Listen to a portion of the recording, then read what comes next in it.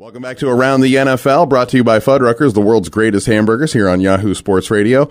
And we have the pleasure right now to be joined by Mr. Dennis McKinnon, NFL vet. How you doing, Dennis? I'm doing fine, and you don't have to say Mr. I'm not that old. Well, I always prefer to say Mr. first as opposed to and be told to go with Dennis as opposed to the other way around, and you say, no, it's Mr. McKinnon. No, Mr. is a lot of time when you're in front of a guy in black, and it's called a judge. Well, don't worry. We're not judges here. We're on your side of the table, my friend. Well, it's a real treat to get to talk to you. You played in the NFL for plenty of years. You've seen a lot of football going on, and we have a very special reason to have you on today. Tell me about National Pork Rind Day. Well, actually, Rudolph Foods, they're the world's largest producer of pork rinds, and last year they started an event called Pork Rind Appreciation Day, which is held on Super Bowl Sunday. Last year's accepted charity was Wounded Warriors. This year, second annual, which is held on the big day, is with Gridiron, which everybody knows is headed by Coach Mike Ditka. And I joined their staff a while ago, and pork rinds, in this case, Rudolph Foods, joined forces with Gridiron this year to be the recipient. And from now until Super Bowl Sunday, 10% of every bag sold up to $10,000 help Gridiron help those players around that are retired around the league that are in need. So it's a tremendous cause, and talking about a life that I know very well and players I played against and played with, and in a lot of ways it's a sad story. So many players who left this game are not doing well, and we're doing everything we can to bring light to that situation and to help them make the transition a lot smoother. Well, I like hearing that. Give me a charitable reason to eat more pork rinds, and I'm all about it. Something about pork, it makes a brother just want to sit at the table. Absolutely true. I like that. So you spent years playing with the Pigskin, and now you're pushing the Pigskin. That's very admirable on your part. It's a wonderful combination. You cannot watch sports without snacks. We all know that. Absolutely. And, so it just makes all the sense in the world. And I'm a fascinated guy with pork rinds anyway, because with the ones I use, I kind of eat the originals. I put hot sauce on it. They have salt and vinegar, they have barbecue. They have sweet and spicy. But everybody I know, we grew up on pork rinds, so it's kind of interesting that that you have organizations like that who want to give back, and we're just happy at Gridiron to be affiliated with Rudolph Foods.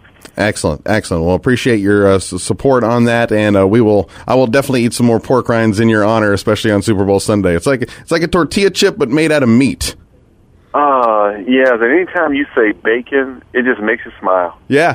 It really does. We're talking to Dennis McKinnon, a NFL vet, played for the Chicago Bears for most of his career. Remember that 1985 team. Let's take a look. I'm sure you're keeping up with the league. How are you feeling about your Bears this season? Well, as they say, it's not how you start, it's how you finish. And we got past the easiest part of our schedule. We've lost 3 out of 4, and we're now starting to have major injuries on the defensive side of the ball. So we need to recover rather quickly. We got 3 division games coming up in the next 4, and we don't want to lose the first round for the wild card bye to be able to play at home. Otherwise, we're going to be on the road, which is really not the Bears' forte. Always happy when your team has a chance to get to the dance, and only way you can do that, you got to position yourself to make the playoffs. And at the beginning of the year, everybody thought the Bears are the best in the NFC, with the exception of Atlanta. But it's our defense. If they don't make plays, it seems like we just haven't found a way to win, and I hope we can correct that rather quickly. Now, you played with some great quarterbacks during your day. One of my favorites, Mr. Jim McMahon. How do you evaluate the performance of Jay Cutler so far, and would you like to catch some passes from him again? I get that question all the time, and I always tell people that the great thing about life, it constantly changes. No different than the league changes every year. The rules change every year. And every player who played in my era would love to be in a system where you can't touch a receiver after 5 yards. It's become more of a passing league where anybody can catch 100 balls because you're throwing 50 times a game. At the end of the day, do you win? Jay has been a tremendous asset for the Bears, and it wouldn't have been as good as it has been without the exception of Brandon Marshall, who's having an incredible year. But at the end of the day, the Bears are more explosive with a great defense. I like our chances, but I like our chances better when our best players are healthy. Now, looking at the rest of the NFL, who do you think is going to wind up in that Super Bowl, other than the Bears, of course? Well, on the AFC side, it's kind of hard to pick away from the Patriots, even though Denver's the fill and rattle story, no different than the Colts with Andrew Luck. And then you got the Baltimore Ravens, you got the Pittsburgh Steelers, some of the premier crop of teams who always find a way. But I always say that, you never bet against Belichick and Tom Brady. They're always going to be my pick in the AFC.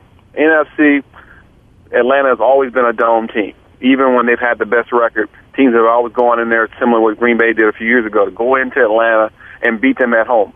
Will that change this year? We don't know. The Giants sputtered by losing last night. So NFC, you just really don't know. There's no clear-cut favorite. Even though Atlanta has the best record, they have never been able to get over that hump. Will this be the year? We just don't know. All right, so Dennis McKinnon is leaning toward an Atlanta and New England Super Bowl. So if you're right, we'll have you on during Super Bowl week so you can ring the bell and toot your horn on that one. Yeah, we made that about football is that you can roll the dice. You just never know if you're going to get lucky. We're joined by Dennis McKinnon. He was a wide receiver and a kick returner for the Bears during the glory years of the 1980s. One little year at the end there with the Dallas Cowboys. How was that playing for America's team? Well, I grew up in Miami. I was always a Dolphins fan. Ended up in Chicago, but I remember the Doomsday, and I loved Tony Dorsett when he came out of Pitt. So I loved the Dallas Cowboys, but my life has always been tied to Chicago Bears. Dallas was just an opportunity to play, make a little bit more money. But if I could have played my entire career in Chicago, I would have done that. America's team can only be America's team if you win. They haven't done that for a decade. Well said. I like that. They should have some sort of motion on the floor of the Senate to assign a new America's team. It would likely be Belichick and the Patriots at this point, huh? Well, they've always said that the roof is always open at Texas Stadium so God can watch his Cowboys. They need to close it. And the way they're playing lately, they need to open up a door to the basement. That's so true. To let the other guy watch. Well, oh my goodness. Dennis McKinnon joining us right now on Around the NFL here on Yahoo Sports Radio, brought to you by Fuddruckers, the world's greatest hamburgers. You were a great wide receiver and a great punt returner, one of the best ever for the Chicago Bears as far as the return and kicks. Who out there in the league right now reminds you the most of you, and who do you think's most impressive at the wide receiver and kick returner position? Well, it's a little different because when I did it, I started as a wide receiver and return kicks. And during my heydays, we led the league in rushing 3 straight years in the 80s, which hasn't been done since.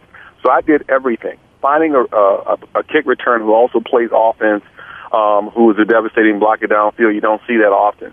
In terms of who I used to always, I would never leave my set when he was back, is Devin Hester. And I hope that he gets back to being the most electrifying player in football the way he was. But there are some great returners around the league, but I will still say Devin Hester. That's there's never a bad time to pick Devin Hester for the most electrifying kick returner in the league. And he's from Miami. I'm from Miami. He wears the Bears blue. I wore the Bears blue. I can never pick against either. And if I'm not mistaken, he's the all-time return leader in the National Football League. Going over almost 90 years. So that speaks for itself. Absolutely, it does. Now, earlier in the conversation, Dennis, you mentioned up the kind of the rule changes in the modern football, in the modern NFL, how it's sort of become a pass-happy league. What's your opinion on that? How much the game has changed from when it was when you were playing? And do you feel like, kind of responding to what Ed Reed had said earlier in the week about how they're changing rules and demonizing the defensive players, do you think that's necessarily fair as far as all the changes they made in regards to player safety? Well, the league's going to do what it has to do. It's at the end of the day, it's the league's brand. As a player, you always know you're always going to be an employer, not an owner. So sometimes you just do your best to be the best at what you do, make your money and try to play as long as you can play. For the fan, the National Football League has always been a gladiator sport. It's about contact. It's about brutality. That's what we've always known. And I guess for us old school guys to want to protect today's player, all your multimillionaires, where was this love when there was no free agency for the players who really didn't make any money, players who really created this wonderful brand that we have, which is the most glorified brand in any kind of market. It's more about entertainment. It's about looking good, and making points. It's a betting league because gambling is tied to sports. We have reached out now. There are more women that are involved in sports than ever, especially in football. So as long as there's entertainment, I don't have a problem with it. I just think that, the players are faster, they're bigger, they make a lot more money. But at the same time, it's not so much about safety as much as they want to say it is. Because if it's about safety, then you take off the uniform, you put on shorts and a shirt and some flag, you play flag football. You can't say football and not say contact. It's always going to be contact. Well said. You've done quite a bit with Pork Rind Appreciation Day and your work with Rudolph Foods to support the Gridiron Greats, which is a great foundation to help some of those guys, like you said, the old school guys who really built this brand and made this entire league possible for these guys to make the multi-millions of dollars. So we definitely thank you for that, Dennis. And I'll tell you, one of the ideas I've always had, and spread this around, is whenever they're selling all of the throwback jerseys, that should 100% go to a fund to help with the medical expenses and the life expenses for some of the greats. Well, I always say that we talk about our veterans, and they don't get the love that they deserve for protecting this country. And between our veterans and our players, we're gridirons on the field, but we're brothers for life. So we do everything we can to help our military. And I think the league needs to acknowledge that football players made your brand. So you need to make sure that those guys who come through your doors, who come out the backside, who are retired, who are now the beacon of light is no longer shining upon them, that we still stay in contact. We still make sure that their transition into a different life is easy as possible. And if we can help them, we try to help them. And because at the end of the day, as a parent, if I see that you're not really taking care of my child, why would I allow them to play football? And the league cannot have that question come up if they want to continue to expand this market. And I think health is a beautiful thing that we talk about, but at the end of the day, it's a contact sport. And I think if you play this game, you play it because you love it. It's always been your childhood dream to be on stage, to be on TV, to be one of the best in the world at what you do. And there's a tremendous downside that a lot of times we don't talk about until tragedy happens. But it's a choice that we make. It's a risk that we take. And we're not asking for favor. We're just asking for an opportunity to live our lives the best with dignity. And sometimes that is not doable if your life is not perfect. And there's nobody's life perfect, regardless of what industry or what sport you may be in. We all make bad choices, bad decisions, and all we want to do is be able to have redemption, have a second chance, and I think everybody in life deserves that. Dennis McKinnon, thank you very much for joining us today on Around the NFL, and hopefully we'll get a chance to talk to you again later on down the season. I hope so, too, and God bless, and go Bears. All right, go Bears. You heard it directly from Dennis McKinnon. Thank you very much for coming on. Thanks so much. Thanks again to Dennis McKinnon, great wide receiver and kick returner for the Chicago Bears. Of course, he's celebrating the second annual Pork Rind Appreciation Day. That's going to be on Super Bowl Sunday. If you'd like more information about Pork Rind Appreciation Day, go to facebook.com/Rudolph Foods. We'll be right back with more Around the NFL, brought to you by Fuddruckers, the world's greatest hamburgers on Yahoo Sports Radio.